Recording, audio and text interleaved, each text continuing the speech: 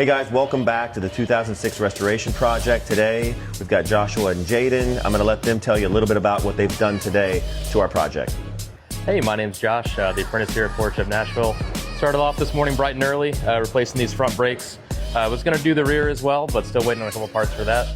While we were in there, noticed that the bump stops are actually completely torn off. So gonna go ahead and get those on order and add to our glorious parts mound over here. So really excited to get started on this, and more next week.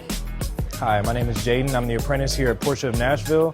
On our Classic Restoration project here, first we started with a new PCM update, so we added a new screen in there with a lot of the new digital features that people like, but it still has that same classic feeling. And then if you want to follow me up here to the front, we also installed new headlights. It was very simple. All we did was have to pop one bolt out and then the whole assembly slotted forward.